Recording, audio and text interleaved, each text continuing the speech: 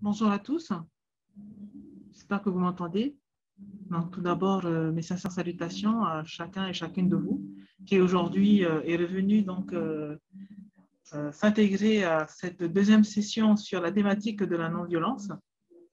Donc, bienvenue à la Polynésie française, à la Nouvelle-Calédonie, aux États-Unis, à la France. Donc, à cette deuxième session sur la thématique de la non-violence. Voilà, merci à vous. Donc, j'ai la joie de rendre la parole à Joey Marewa, nos intervenants d'aujourd'hui, avec la collaboration de notre sœur Amanda. Nous commençons ce soir. Je veux attirer votre attention sur les principes de l'histoire de l'Église référenciés dans les documents de préparation et trouvés sur le site web de l'Église mondiale www.seaofchrist.org. Certains des 9 principes sont particulièrement utiles pour développer la discussion de ce soir. Le premier principe nous dit que l'exploration continue de notre histoire fait partie de la formation de l'identité. L'histoire ne nous raconte pas seulement le passé, mais nous informe sur qui nous avons été, qui nous sommes et qui nous devenons. Notre histoire nous aide à comprendre d'où nous venons, où nous en sommes et où nous allons. Principe 2. L'histoire informe mais ne dicte pas notre foi et nos croyances. Ce principe est important car il nous donne la possibilité de nous corriger en cours de route et nous permet de ne pas être enchaînés par notre histoire et libres de créer de nouvelles possibilités pour notre avenir. Principe 5.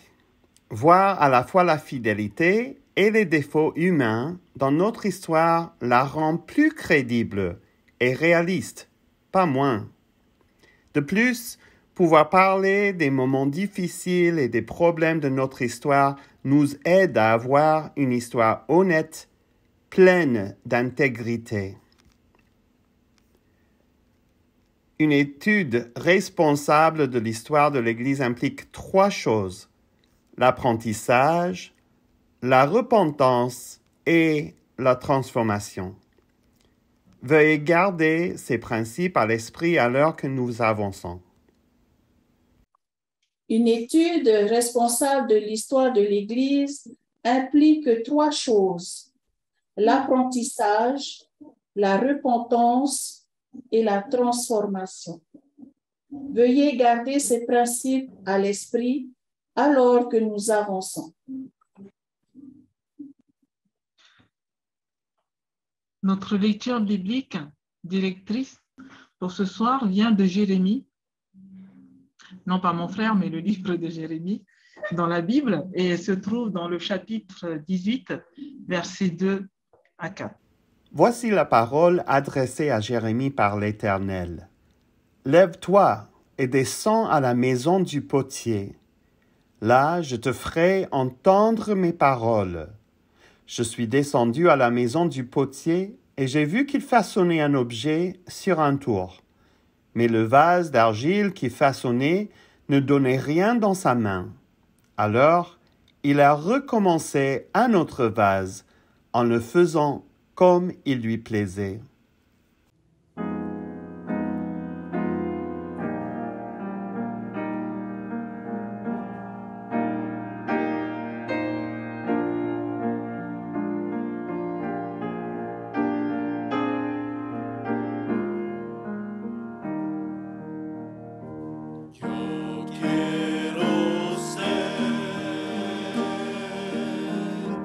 Señor amado.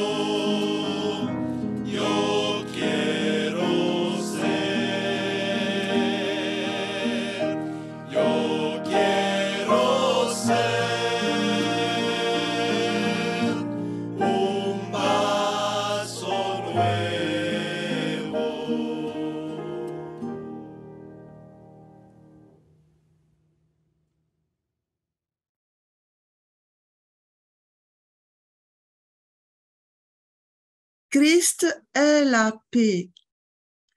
La paix doit être le principe fondamental du christianisme. Mais vous savez, l'histoire nous montre que nous n'avons pas toujours été à la hauteur de notre vocation première, celle qui est de partager la paix de Jésus-Christ. La paix traverse les initiatives de la mission de la communauté du Christ et les principes permanents. La paix est claire et explicite dans notre initiative missionnaire. Poursuivre la paix sur et pour la terre, et aussi dans nos principes permanents, poursuite de la paix, du shalom. On peut faire valoir que cela est implicite dans les autres initiatives de mission et principes permanents. Ces principes et ces initiatives nous guident dans l'incarnation de la paix de Jésus-Christ en tant qu'individu, en communauté et dans toute la terre. Les premiers saints avaient des espoirs, tout comme nous les avons aujourd'hui. Sion, vous avez entendu parler de Sion, était leur mission. Une communauté du Christ sans pauvres, sans aucun pauvre parmi eux. Doctrine et Alliance, section 36, verset 2H. Écoutez.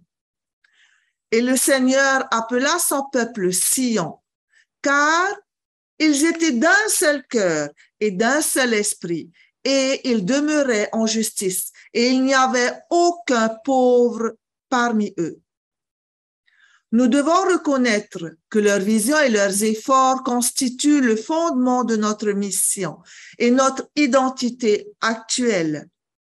Nous devons également comprendre comment ils sont devenus des produits de leur temps et ont conçu et vécu leur mission d'une telle manière à contrecarrer leurs propres espoirs de paix. Aujourd'hui, notre Église a 5 initiatives de mission. Est-ce que vous savez lesquelles? 1. Inviter les gens au Christ. Abolir la pauvreté et faire cesser les souffrances. Équiper les disciples. Pour servir. Bien. Il nous en reste 2. Poursuivre la paix sur la terre. Poursuivre la paix sur la terre. Bien. Une dernière. Les congrégations vivantes. Rendre la mission vivante dans les congrégations. Rendre vivant des congrégations. Rendre la mission vivante dans les congrégations, les 5 initiatives de mission. Si nous devions écrire les initiatives de mission pour l'Église des années 1830, elles pourraient ressembler à ceci. Nous rétablirons Sion en rétablissant le christianisme comme au premier siècle de l'ère chrétienne, en nous rassemblant en permanence au temple, en recevant les dons et les révélations apostoliques, en partageant tout, absolument tout en commun pour vaincre la pauvreté, en nous équipant pour la mission du Christ par le don de l'esprit de la Pentecôte que nous trouvons dans l'évangile de Luc ou bien dans le livre des Actes, en invitant les gens au Christ, en soutenant le rassemblement, comme les Juifs à Jérusalem ou les saints en la Nouvelle-Jérusalem. Et bien que Sion impliquait la paix personnelle et communautaire, les saints étaient principalement investis dans la paix millénaire.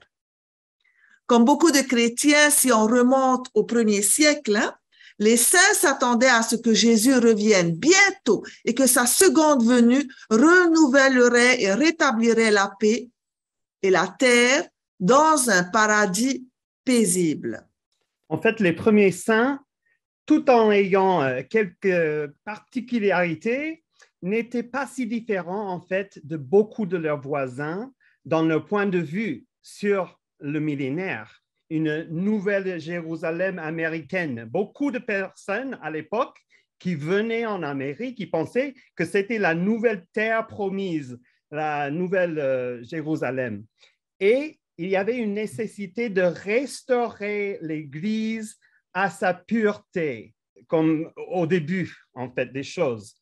En tant qu'héritier de la réforme protestante du XVIe siècle, le mouvement de la Restauration a hérité 3 traditions. Et je vais vous faire voir les 3 traditions qu'on a héritées de cette réforme. De revenir à la base, au fondement de l'Église, qui étaient les premiers groupes chrétiens, les premières églises en fait, de rechercher le nouvel âge d'or.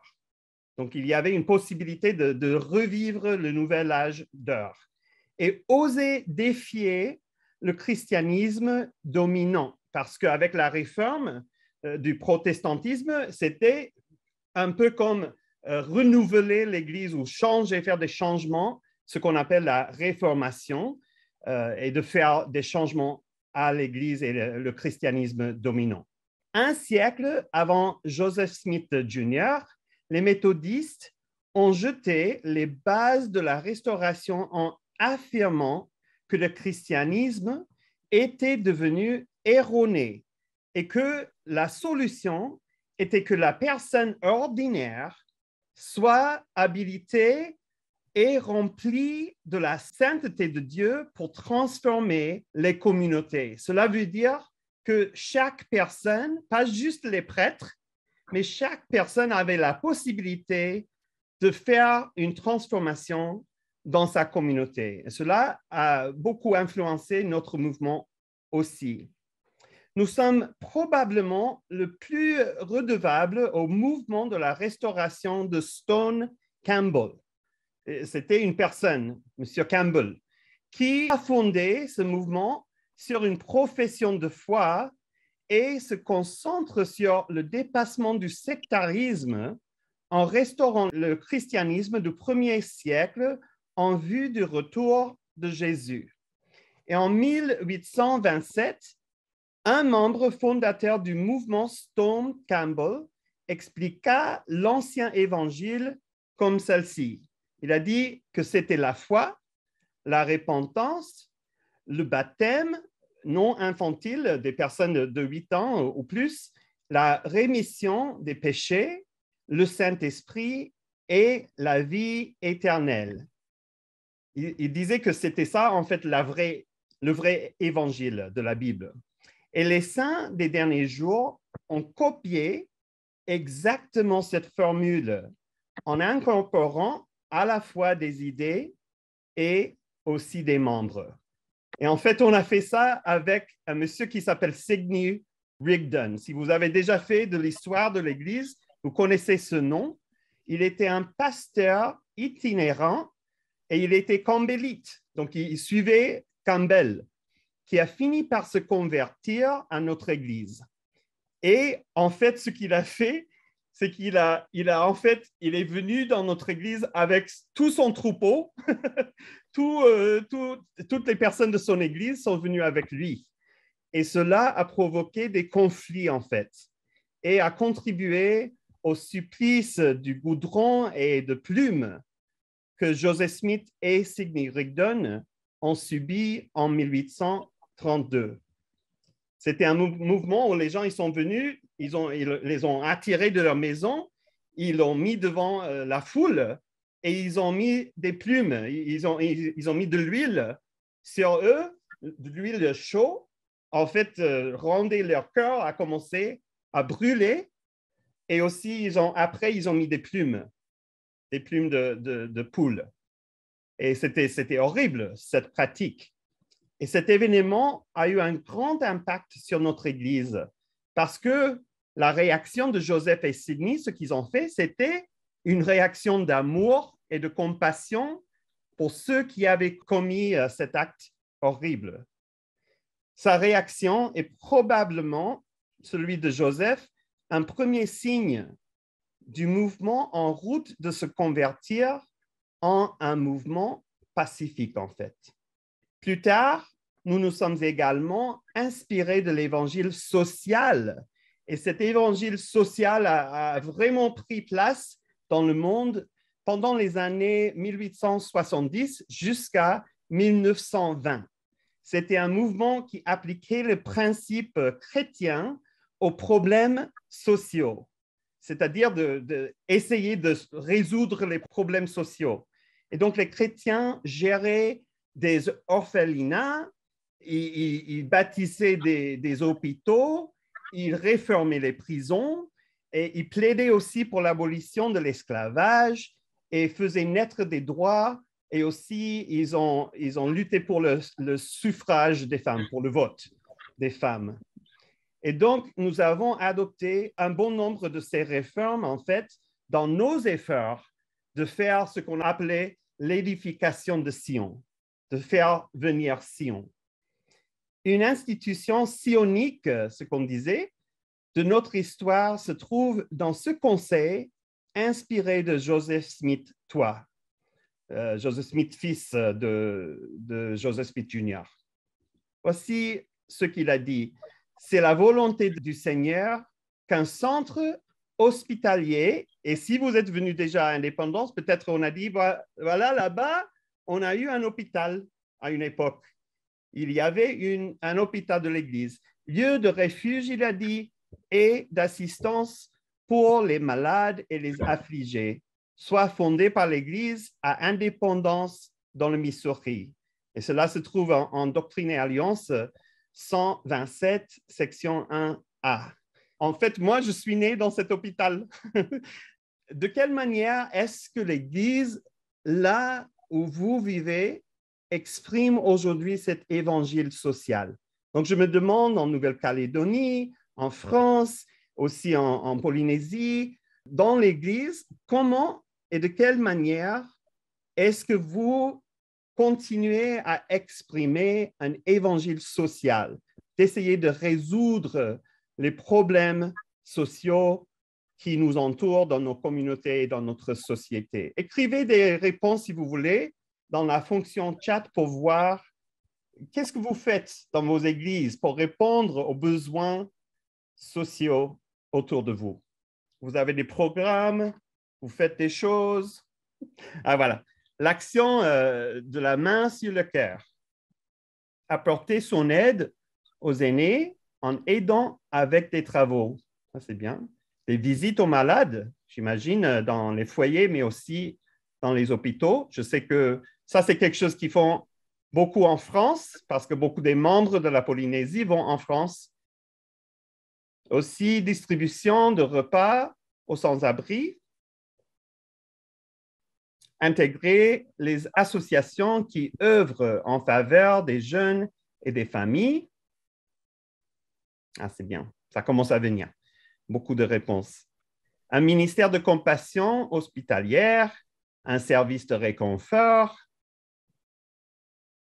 un sandwich pour autrui, personne dans la rue, programme du scoutisme en Polynésie et donation de tenues et de vêtements pour les familles qui en ont besoin. Très bien, on va continuer. Mais si nous prenions un moment pour apprendre de notre passé, dans ce contexte historique de notre mission, on pourrait ensemble évaluer si les premiers saints, lorsqu'ils ont voulu accomplir la paix, étaient-ils efficaces? Alors, la mission des premiers saints leur a permis de toujours rester concentrés. De nombreuses personnes qui se sentaient sans abri, sans foyer, dans aucune autre église, ont trouvé la paix du Christ grâce au mouvement de restauration. Leurs rassemblements ont engendré une communauté que nous appelons une communauté sacrée où tout le monde était les bienvenus. En revanche, leur manière de s'engager dans le passé, dans la mission, les a aussi isolés. Laissez-moi vous expliquer cela. Le fait d'être exceptionnel est apparu comme quelque chose d'arrogant. Alors, ils ont évité et ignoré les autres chrétiens. Et donc, on les a qualifiés d'apostats. Les saints aussi, si vous vous souvenez de quelques parties de notre histoire, se sont endettés lorsqu'ils ont construit le temple de Kirtland. Par sentiment d'urgence, par sentiment de droit, mais ils se sont endettés. Et ceux qui se rassemblaient avaient souvent des ressources très limitées, de sorte que la pauvreté et les choses rares, la rareté, créaient vraiment des problèmes. Les conflits avec les voisins ont abondé quand un grand nombre de saints ont rapidement déménagé dans une nouvelle région. Donc, on ne les aimait pas. Alors, passons juste quelques secondes pour réfléchir sur notre mission aujourd'hui. Est-ce que ces qualités que nous avons citées limitent ou empêchent notre mission même aujourd'hui? Est-ce que les critères que nous avons cités empêchent notre mission même aujourd'hui? Les rassemblements n'ayant pas permis d'édifier Sion, les saints savaient d'avance qu'ils ne vivaient pas dans la paix. Au lieu d'évoluer honnêtement, pourquoi leur rassemblement avait échoué? Les premiers saints ont commencé à se définir par étant en opposition aux autres. Et ils ont ensuite commencé à riposter. Et en fait, en 1834, Joseph Smith Jr. met en place une armée. Et cette armée s'appelait le camp de Sion. Imaginez, avec ce mot de Sion, c'était un camp de Sion pour en fait avoir une armée. Pour se rendre de Kirtland au Missouri, ils allaient y aller pour récupérer les propriétés qui ont été perdues suite au soulèvement des foules. Donc, les gens qui chassaient nos membres, puis on voulait retourner là-bas pour aller récupérer et réclamer notre propriété dans le Missouri. Ce groupe suivait les instructions de Doctrine et Alliance 95. La section nous fait appel à faire la paix. C'est peut-être la première section qui nous appelle à devenir un mouvement de paix, en fait. Car si vous ne gardez point mon alliance, vous n'êtes pas digne de moi. C'est pourquoi renoncez à la guerre et proclamez la paix et cherchez diligemment à ramener le cœur des enfants à leur père et le cœur des pères à leurs enfants. Et donc, on a suivi ça au début. Mais plus tard, ça a changé un peu.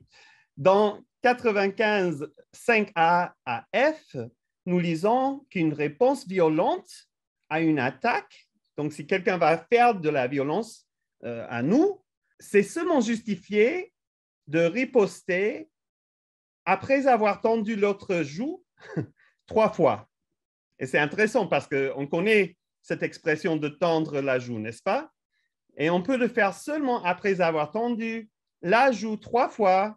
Et si vous désirez l'épargner, la personne, vous serez récompensé de votre bonté et aussi vos enfants et les enfants de vos enfants jusqu'à la 3e et la 4e génération. Donc, cela veut dire que si vous pouvez encore pardonner l'autre et ne pas riposter, vous serez bénis et bénis et bénis pour plusieurs générations d'avoir évité la violence. Et donc, en juillet 1833, les membres de l'Église du Missouri ont d'abord refusé de se défendre lorsqu'ils recevaient des attaques ou même de parler de vengeance. Ils ne parlaient même pas de vengeance lorsqu'ils ont été attaqués. Selon l'historien qui était un membre de l'Église de l'époque, John Corrill, les saints, il dit, n'avaient pas levé même pas le petit doigt pour leur propre défense. Ils étaient si tenaces avec les préceptes de l'Évangile qui disaient « tendez l'autre joue ». Les saints des derniers jours se sont également abstenus de riposter après une deuxième attaque qui était en octobre. Mais en novembre, une troisième attaque arrive lorsqu'un moulin de l'église est détruit. Mais après avoir tendu l'autre joue 3 fois, qu'est-ce qui se passe? Les membres de l'église ont répondu à une 4e attaque. Cette fois-ci, sur la rivière Big Blue, ils se sont ripostés. À la grande surprise, en fait, des Missouriens qui pensaient « Ah, ils vont rien faire, ils ne font pas la vengeance ». Notre Église n'avait jamais riposté auparavant. En Doctrine et Alliance, section 100, 3D, on est fourni ce commandement, appelant à la rédemption de Sion par le pouvoir. Et ça dit, voici, je vous le dis, la rédemption de Sion doit venir par la puissance. C'est pourquoi je susciterai un homme au sein de mon peuple qui les conduira ainsi que Moïse conduisait les enfants d'Israël, car vous êtes des enfants d'Israël et de la sémence d'Abraham. Ainsi étant commandé d'utiliser la force, l'armée d'Israël, plus tard appelée le camp de Sion, marchait dans le comté de Jackson avec Joseph Smith à sa tête. Imaginez, le président de l'Église à la tête de l'armée en tant que commandant en chef. Vous pouvez imaginer ça aujourd'hui, Steve Visi? Apparemment, le gouverneur du Missouri avait promis d'utiliser la milice de l'État pour reprendre la terre dont nous avions été expulsés si nous avions une force assez forte pour la tenir. Cependant, à notre arrivée, le gouverneur semble avoir dit « Je plaisante ». Avec l'échec du camp de Sion à reprendre la ville d'indépendance en juin 1834, l'accent est revenu sur la pacification. Et voici ce qui arrive à Joseph lorsqu'il est en train de réfléchir s'il va riposter ou pas et attaquer une autre fois. Il a écrit cela dans Doctrine et Alliance, section 102. Voici ce qu'il dit. Et encore, je vous le dis, demandez la paix non seulement au peuple qui vous a frappé, mais aussi à tous les peuples, et élevez une bannière de la paix et réclamez la paix jusqu'aux extrémités du monde et faites des propositions de paix à ceux qui vous ont frappé selon la voie de l'Esprit qui est en vous et toutes choses concourant à votre bien. Soyez donc fidèles et voici, je suis avec vous jusqu'à la fin. Ainsi soit-il. Amen. Alors, proclamer la paix sur les rives de Fishing River, comme Joël l'a cité, a été le moment de départ de Joseph de la mer Rouge. Avec une armée qui les poursuivait, la paix fut la voie inspirée de Joseph pour guider son peuple vers le salut. Ce moment révélateur est crucial pour nous, la communauté du Christ aujourd'hui. Mais malheureusement, Joseph l'a perdu de vue. Dans les années 1840, il se tourne vers une milice pour se protéger. Et l'État de l'Illinois avait formé cette milice. Mais Joseph et d'autres ont rejoint avec enthousiasme la terreur de leurs voisins. Sous la direction de Joseph Smith Jr., la paix a toujours été un moyen de parvenir à une autre fin ou un sous-produit prétendu de la mission, parce que cela n'a jamais été le but central de la mission. La paix a été éphémère. Un royaume millénaire tant espéré ne s'est pas manifesté avec le Christ, contraignant la paix sur le monde.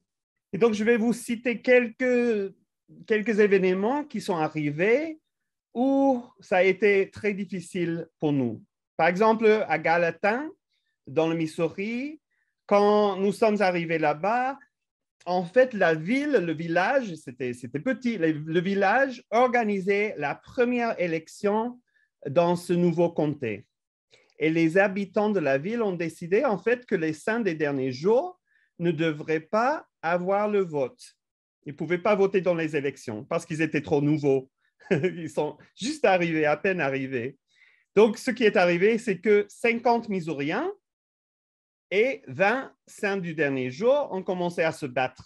Donc, 50 contre 20. Les saints furent les premiers à s'armer. Et enfin, un de nos membres, qui était connu comme un très grand homme, il a déclaré en fait à la fin de cette bataille, il a dit « J'ai jamais eu à frapper un homme une seconde fois. Je savais qu'ils accepteraient bientôt l'Évangile. » Donc, il était un peu arrogant là. Et en fait, personne n'a été tué dans ce combat, mais des rumeurs se sont répandues et le conflit s'est rapidement transformé en guerre du Missouri en 1838. Dans une autre partie du nord de Missouri, près de la rivière Crooked, certains de nos membres ont été kidnappés et nous avons décidé de contre-attaquer et attaquer ceux qui étaient soupçonnés d'avoir kidnappé nos membres, en fait. Et qu'est-ce qui arrive?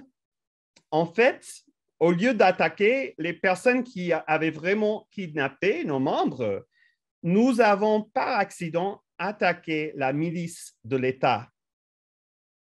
Et bien sûr, pour l'État, c'était une grande trahison, ce qu'on a fait envers le gouvernement. Alors, il s'est avéré que le gouverneur a ordonné un ordre d'extermination sur nous. Un jour, nous avions un camp dans le nord du Missouri, à un endroit appelé Haun's Mill. C'était le moulin de la famille Haun.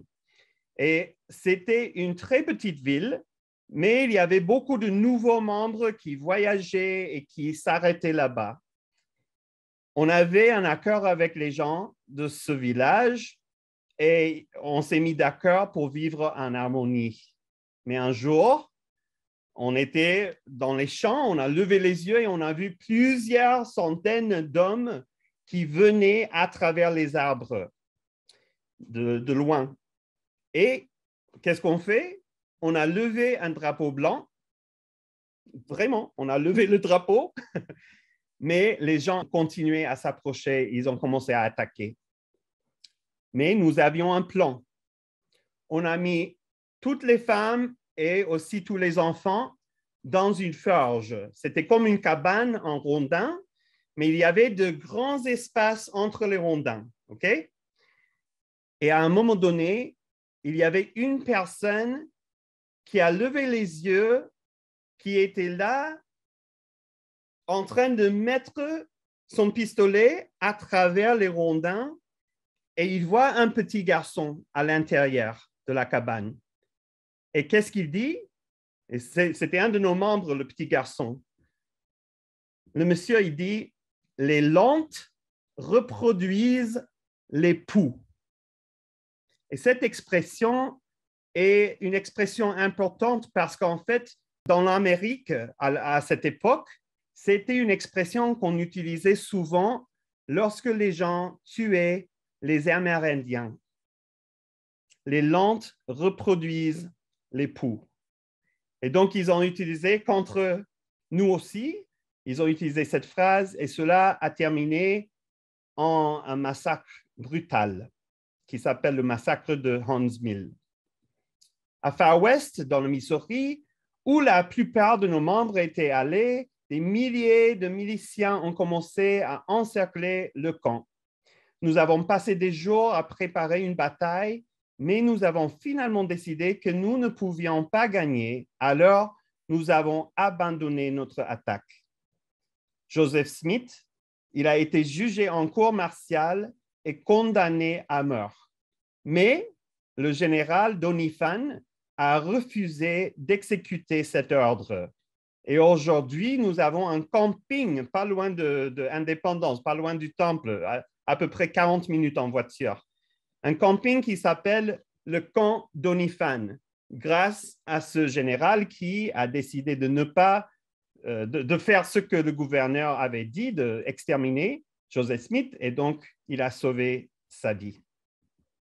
Joseph Smith a été emprisonné à Indépendance pendant quelques jours, puis il a passé environ 4 mois et demi, principalement en hiver, en prison à Liberté, Missouri. Et je ne sais pas si vous avez déjà passé un hiver dans le Missouri, mais c'est très, très, très difficile. Aujourd'hui, on a le chauffage, mais ici, cette prison que vous voyez, il n'y avait pas de chauffage. Les conditions étaient horribles. Pendant que Joseph était en prison, l'extermination a commencé avec les autres membres, expulsant de force nos membres de l'État. Il faisait froid et humide lorsque la famille Smith a tenté de partir. Leurs chevaux étaient malades et ils devaient sortir et gravir la colline. Ce fut un voyage très difficile avec peu de nourriture et il faisait très, très froid. De milliers de personnes ont finalement atteint le fleuve Mississippi, qui a à peu près 4 heures d'indépendance dans l'Est. Mais il y avait un problème. Quand je dis 4 heures, c'est 4 heures aujourd'hui en voiture. Ce n'est pas avec un cheval. Et ils arrivent à ce fleuve, mais avant de croiser la rivière, il fallait que le fleuve soit complètement gelé pour le faire. Et malheureusement, ce n'était pas assez froid. Mais il faisait très, très froid parce que c'était un peu gelé, mais pas assez pour traverser.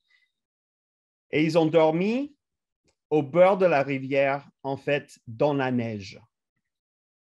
Mais on a une bonne histoire dans tout cela.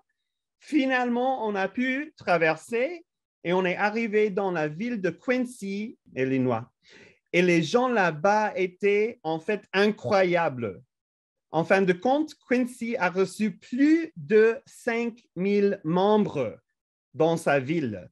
C'était un village en fait, mais ils ont reçu beaucoup de personnes. C'était une crise de réfugiés. Et quand je vois ce qui se passe dans le monde aujourd'hui, pensez à la crise qu'on a aujourd'hui avec les réfugiés. Et je me demande si nous, comme nous avons déjà passé par quelque chose comme ça dans notre histoire, comment est-ce qu'on devrait répondre à cette crise de réfugiés aujourd'hui? Ensuite, nous sommes allés plus au nord et nous avons établi ce qu'on appelle Nauvoo dans l'Illinois. Et cette ville a grandi presque du jour au lendemain. C'était juste un petit village et du jour au lendemain, c'est devenu une très grande ville. Ici, c'est la ville et c'est la construction des rues. Et vous voyez où il y avait les maisons, là où il y avait aussi le centre-ville, etc. C'était la deuxième plus grande ville d'Illinois à l'époque.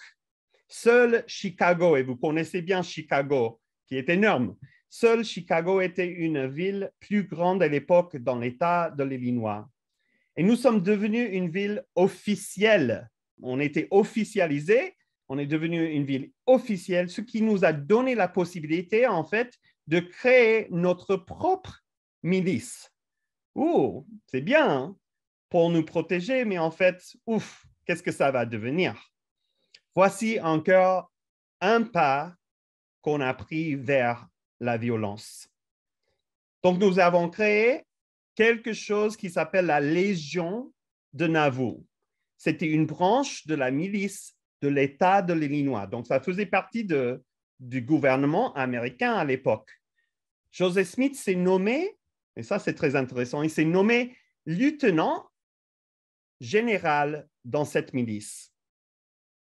Imaginez, c'est intéressant de savoir qu'il y avait seulement une autre personne avec ce grand titre dans toute l'histoire de l'armée des États-Unis jusque-là.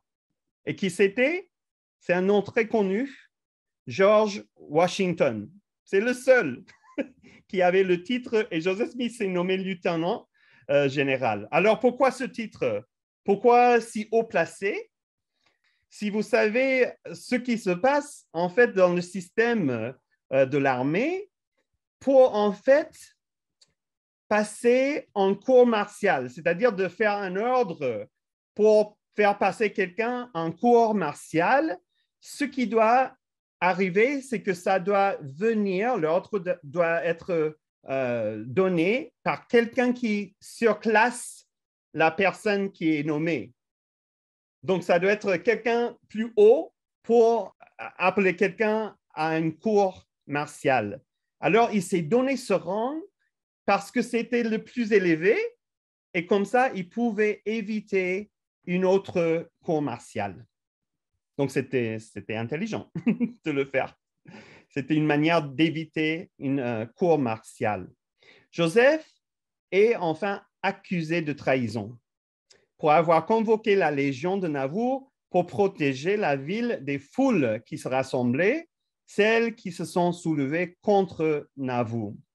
Et Joseph se rend et il est jeté à la prison de Carthage. Une foule finit par prendre d'assaut la prison et finalement tuant Joseph Smith et aussi son frère Hiram.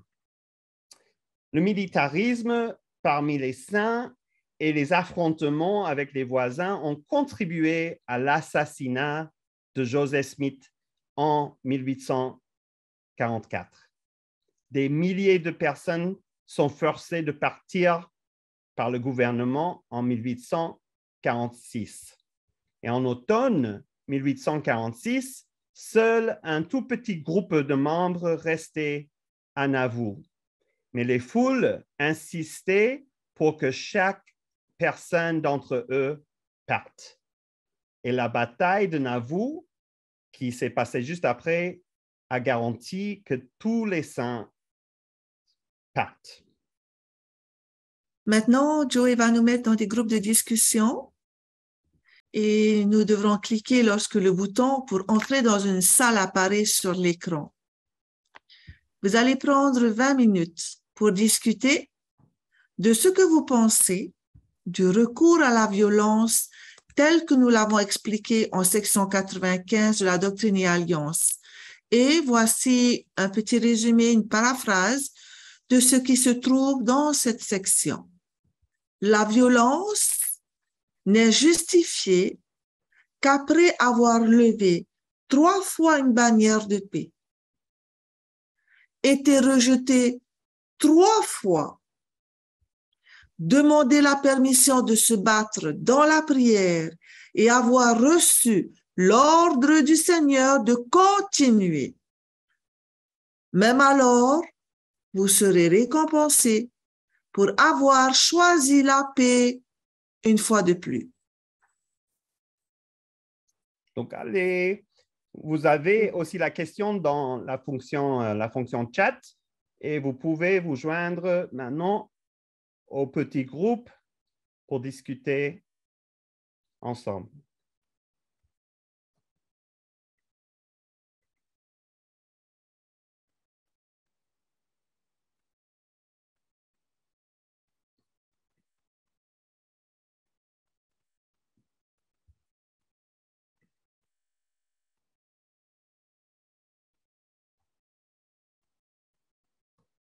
On va continuer maintenant. On va essayer d'identifier ce qu'on appelle le gène de la paix. Si en nous, dans notre communauté, dans notre mouvement de foi, est-ce que ça existe quelque part déjà ancré en nous, ce gène de la paix?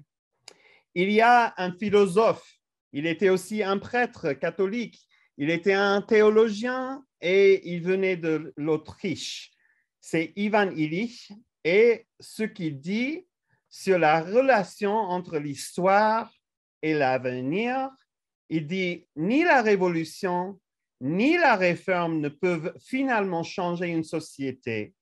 Il faut plutôt une nouvelle histoire puissante, une histoire capable de balayer les vieux mythes et de devenir l'histoire préférée, une histoire si inclusive qu'elle assemble tous les fragments du passé et du présent et un tout cohérent, une histoire qui projette un peu de lumière sur l'avenir pour que nous puissions faire le prochain pas en avant.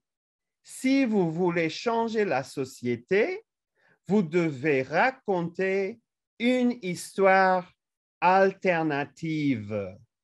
Et on a parlé de ça dans la première classe, quand on a parlé de ces contre-histoires.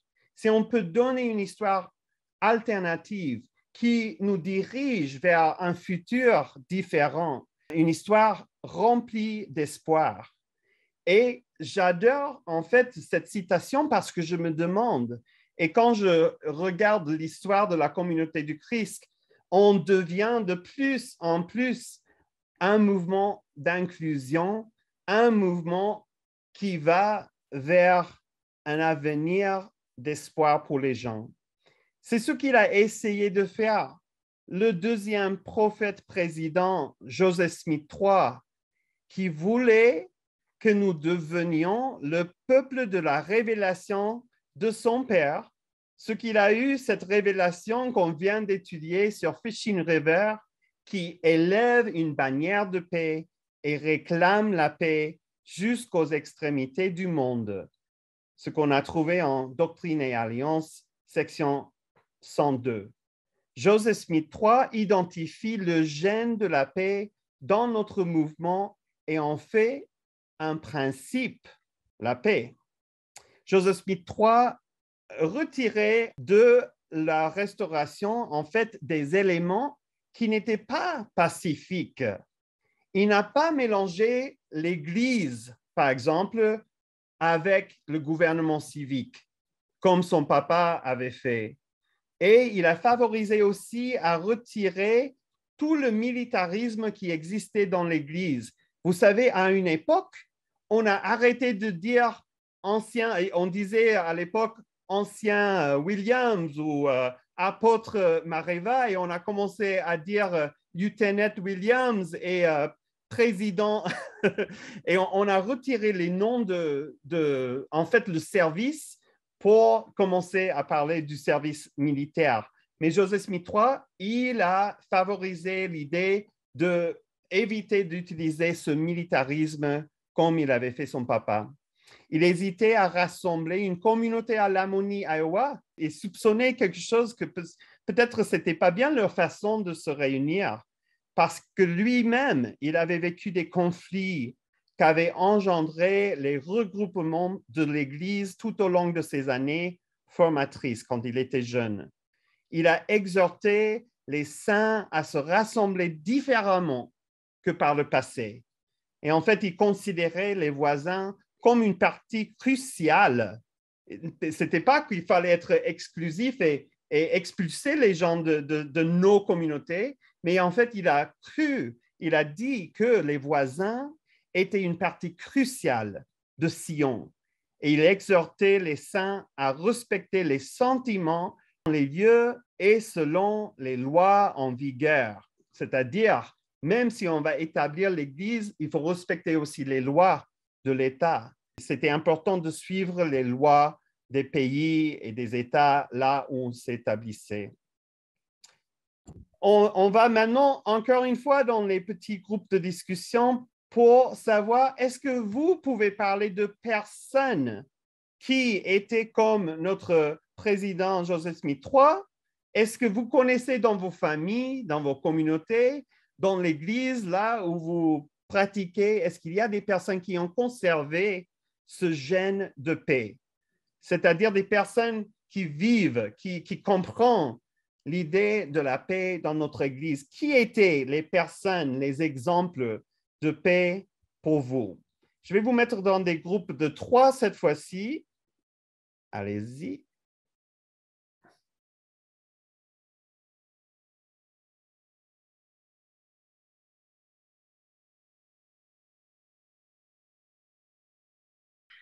Nous allons maintenant regarder une vidéo de l'apôtre et l'historien Lac Mackay que vous avez déjà regardé. Alors, Lac vit à Nauvoo, la cité que nous avons mentionnée dans notre histoire. Il possède une grande bibliothèque mentale sur l'histoire de l'Église.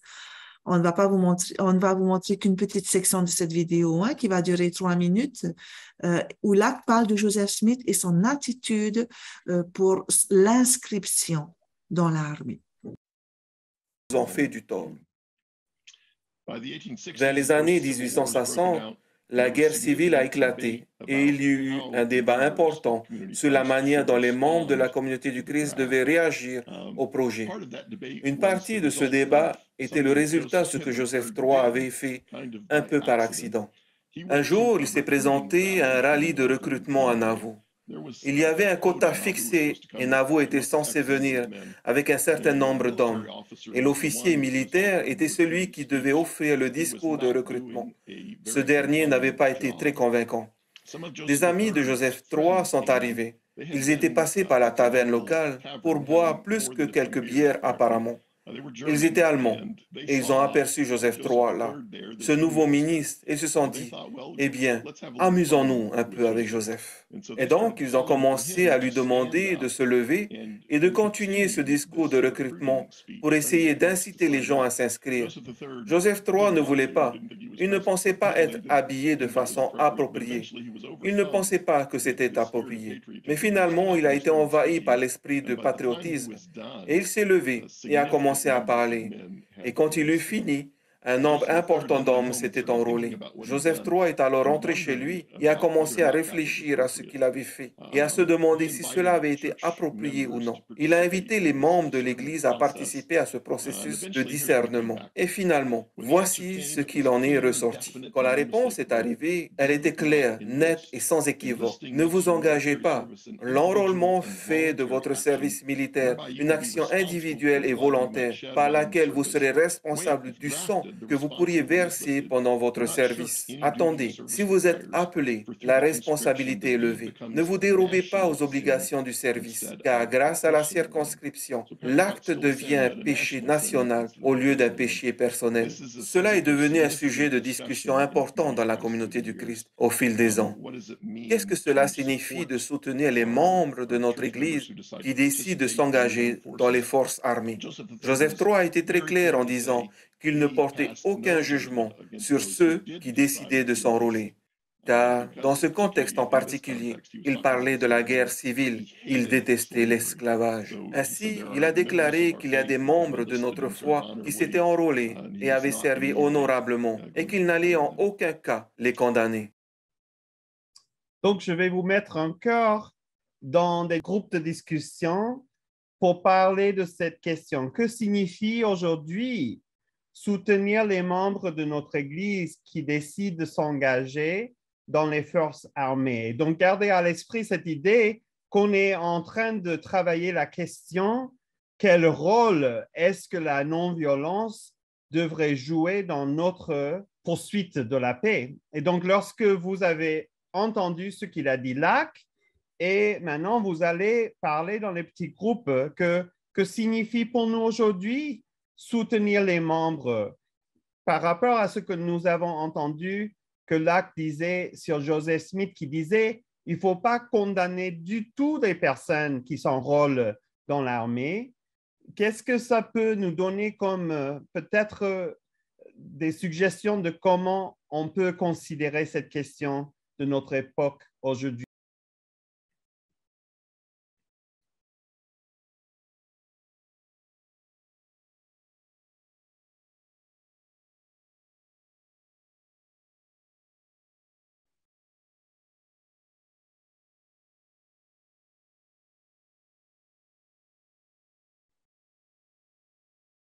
On va maintenant continuer avec quelque chose un peu fascinant pour moi que Joseph Smith III, il est fascinant son histoire pour plusieurs raisons.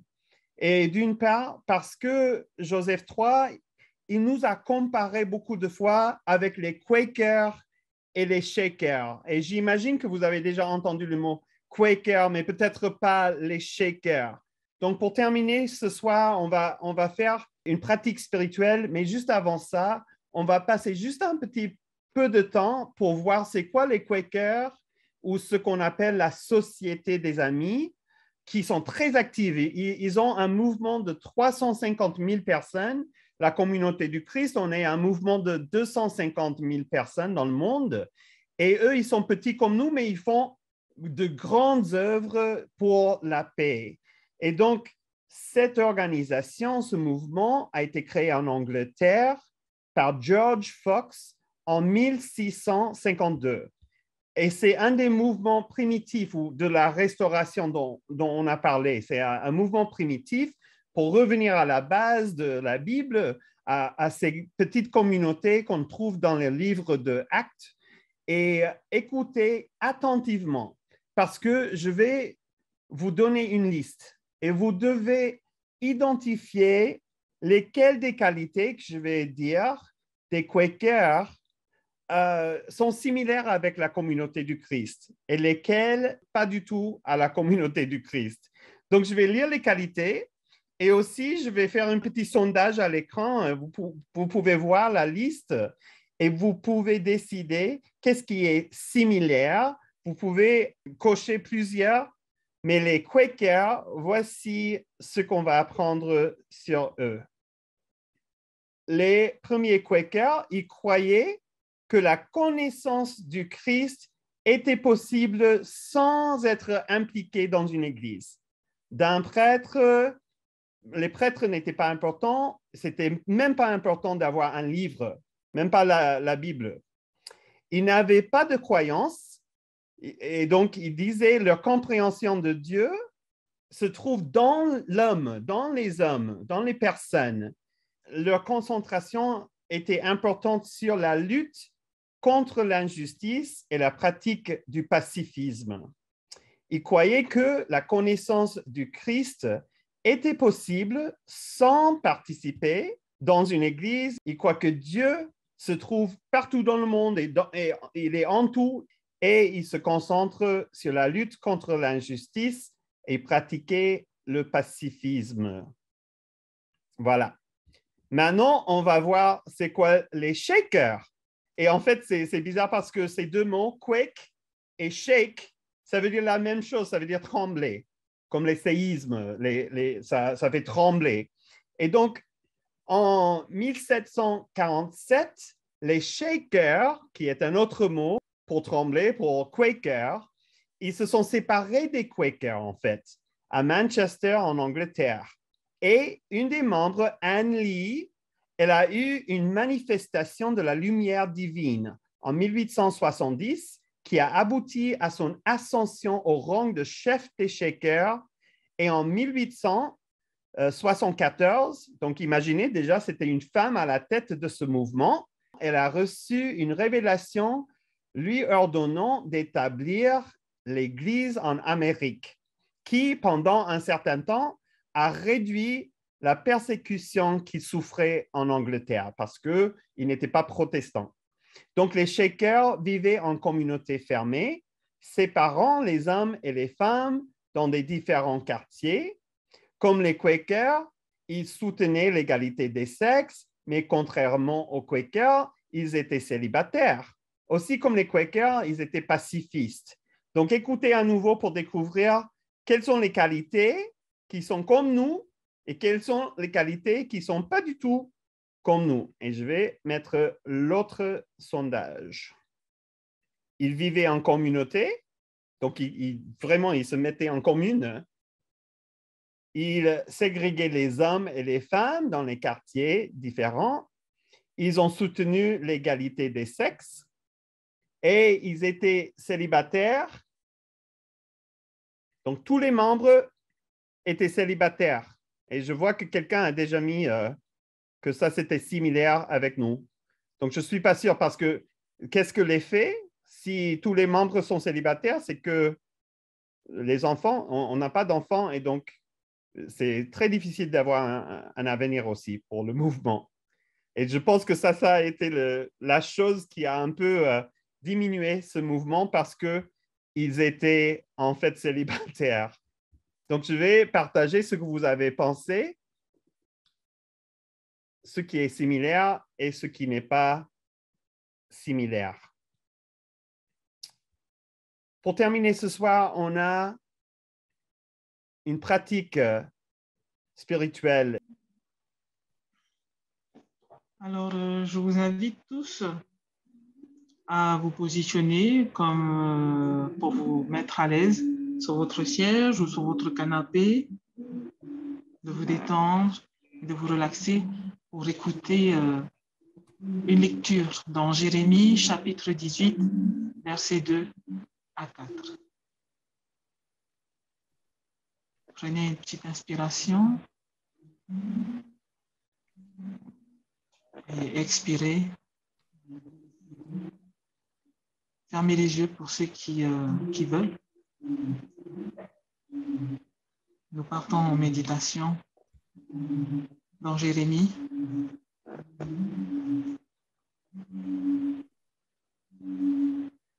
Lève-toi et descends dans la maison du potier. Là, je te ferai entendre mes paroles. Je descendis dans la maison du potier. Et voici, il travaillait sur un tour. Le vase qu'il faisait ne réussit pas. Comme il arrive à l'argile dans la main du potier, il en refit un autre vase, tel qu'il trouva bon de le faire.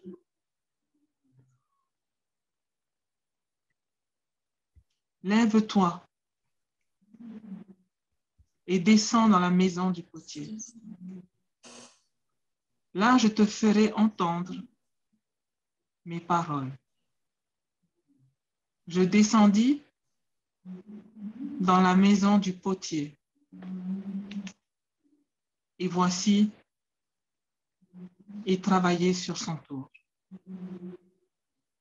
Le vase qu'il faisait ne réussit pas. Comme il arrive à l'argile dans la main du potier, il en refit un autre vase, tel qu'il trouva bon de le faire. Je vais la relire pour la troisième et la dernière fois. Lève-toi et descends dans la maison du potier. Là, je te ferai entendre mes paroles. Je descendis dans la maison du potier. Et voici, il travaillait sur un tour. Le vase qu'il faisait ne réussit pas. Comme il arrive à l'argile dans la main du potier, il en refit un autre vase, tel qu'il trouva bon de le faire.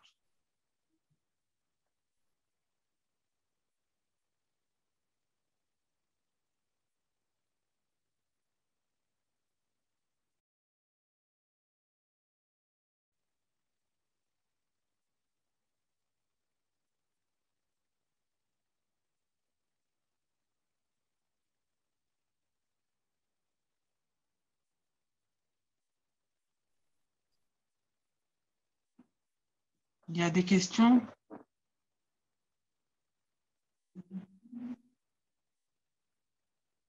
Qui nous sont posées, qui commencent avec le personnel et s'étend à la communauté et au monde. Ces questions sont les suivantes. Comment Dieu est-il à l'œuvre en moi, me refaçonnant pour que je devienne un vase de paix pour moi-même et pour les autres? Comment Dieu travaille-t-il dans ma maison et avec ma famille en nous remodelant, afin que nous devenions des vases de paix pour notre quartier? De quelle manière Dieu agit-il dans la communauté du Christ, la retravaillant pour qu'elle devienne un mouvement et un vase de paix pour le monde?